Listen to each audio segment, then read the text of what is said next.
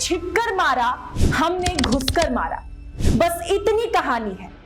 आतंकिस्तान ने पहलगाम में हिंदुओं का नरसंहार किया और हिंदुस्तान ने पाकिस्तान पर खुलेआम प्रहार किया। प्रहार भी ऐसा जिसको दशकों तक याद किया जा सके।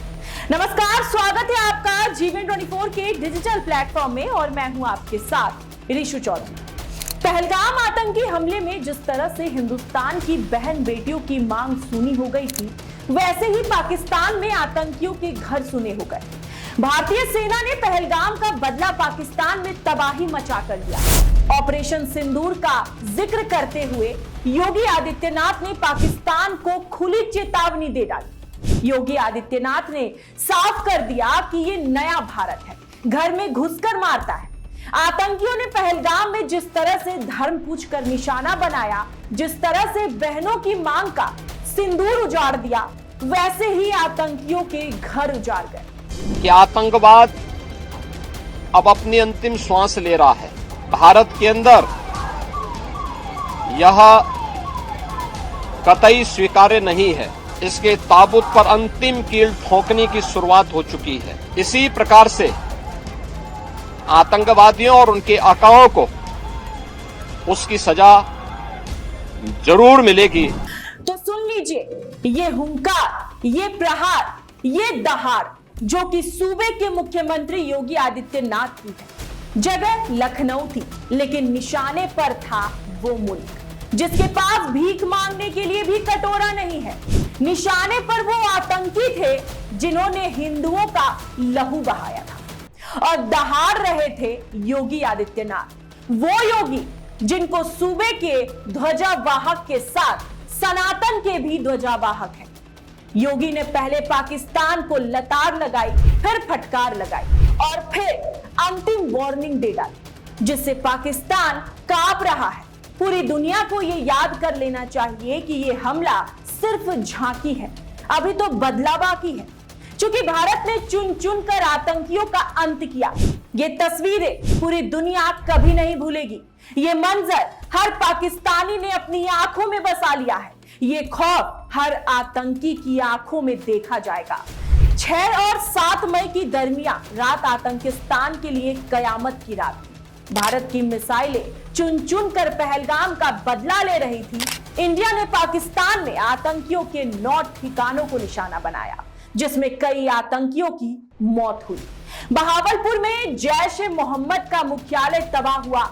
मुरीदके में लश्कर ए तैयबा का बेस और ट्रेनिंग ग्राउंड का सफाया हुआ। कोटली में आतंकियों का लॉन्च बेस को तबाह किया गया।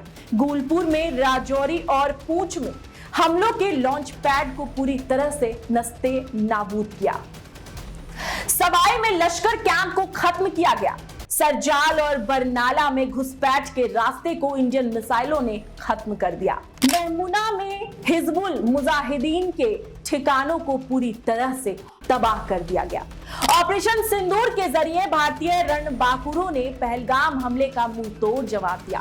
सेना के कई ऑपरेशन का नाम भी लोगों के बीच खासा चर्चा विषय बन गया। जो सिंदूर महिलाओं के सौभाग्य की निशानी है, उसे शक्ति का प्रतीक भी कहते हैं। सिंदूर अपने आप में शक्ति का प्रमाण है। मिसाइल स्ट्राइक से भारतीय सेना ने इसकी तस्दीक भी कर दी है। पहलगाम आतंकवादी हमले की जांच से पाकिस्तान के साथ आतंकवादियों के संपर्क उजागर हुए हैं।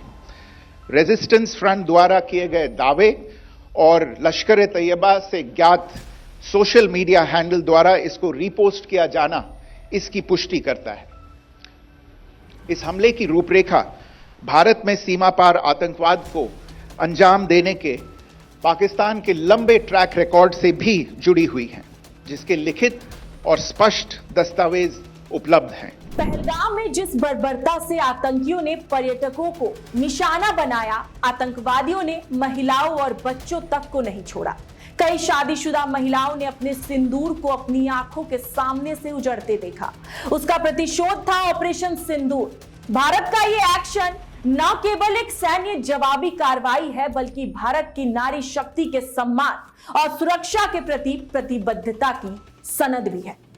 भारतीय सेना ने बता दिया कि सिंदूर कमजोरी की नहीं, बल्कि सशक्त शक्ति का दूसरा नाम है। ऑपरेशन सिंदूर से भारत की मिसाइलें गरज रही थी और दुनिया में सराही जा रही थी मोदी की डिप्लोमेसी। हिंद के रखवालों को आज हर कोई सलाम कर रहा है, तिरंगा शान से लहर रहा है। जिन्ना लैंड पर पाकिस्तान की बैंड बजाने वाले वीरों की वीरगाथा को इतिहास के पन्नों में लिखा जा रहा है, जो कि हिंदुस्तान ने वो कर दिखाया है जिसकी किसी ने कल्पना भी नहीं की होगी। भारत के एक्शन के बाद यूपी के तमाम जिलों में हाई अलर्ट घोषित किया गया था। डीजीपी प्रशांत कुमार ने जानकारी देते हुए बताया कि यूपी पुलिस पूरी तरीके से अलर्ट है, चप्पे चप्पे पर नजर रखी जा रही है, हर शक्ति से निपटने के लिए यूपी पुलिस तैयार है। सिविल डिफेंस के मॉक ड्रिल के संबंध में निर्देश भारत सरकार से प्राप्त हुए हैं। वहाँ से जैसे 19 जिले आइडेंटिफाइड हैं, जिसमें एक जिला ए कैटेगरी में है, 2 जिले सी कैटेगरी में है, रेस्ट सभी जिले बी कैटेगरी के हैं। लेकिन यहाँ की संवेदनशीलता को मद्देनजर रखते हुए शासन द्वारा ये निर्देश दिए गए हैं कि सभी जिलों में और जितने भी हमारे वर्टिकल्स हैं, जैसे सिविल एडमिनिस्ट्रेशन है, पुलिस एडमिनिस्ट्रेशन है, फायर सर्विसेज हैं, डिजास्टर रिस्पांस फोर्स है, सभी के साथ मिलके ये मॉक ड्रिल और प्रिपेयर्डनेस रखा जाए ताकि आकस्मिकता की स्थिति में हम लोग इन चीज़ों से निपट सकें। कोई समय भी तय किया? पाकिस्तान में रात के अंधेरे को चीरते हुए भारतीय वायुसेना ने तबाही का उजाला कर दिया था, तो वहीं दूसरी तरफ हिंदुस्तान युद्ध के लिए भी हर मोड़ पर तैयार है। भारत में रात मॉक ड्रिल किया गया, हिंदुस्तानियों को सतर्क किया गया और जानकारी दी गई कि आपात स्थिति में कैसे निपटना है, कैसे अपनी जान को सुरक्षित करना है। भारत सरकार और भारतीय जवानों के लिए हर हिंदुस्तानी की जान की कीमत है, हर हिंदुस्तानी की जान से प्यार है, हर भारतीय की जान की फिक्र है। यही वजह है कि नागरिकों को एकदम जागरूक किया गया है। आज ना कोई पक्ष है ना कोई विपक्ष है, आज हर कोई हिंदुस्तानी है और हर हिंदुस्तानी कह रहा है वाह भारतीय सेना।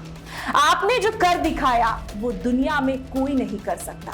ताबड़तोड़ एक्शन के बीच में सवाल यह भी है कि ऑपरेशन सिंदूर क्या अभी बस ट्रायल है? क्योंकि कहा जा रहा है कि भारत तो बस ये ट्रायल कर रहा है, अभी आगे भी हिंदुस्तान की ओर से प्रहार किया जा सकता है। अब आपकी क्या कुछ राय है इस खबर को सुनने के बाद हमें कमेंट सेक्शन में जरूर बताइएगा। अभी के लिए बस इतना ही। देश और दुनिया से जुड़ी ऐसे ही तमाम खबरों को जानने के लिए आप बने रहिए हमारे साथ और देखते रहिए G124 का डिजिटल प्लेटफॉर्म।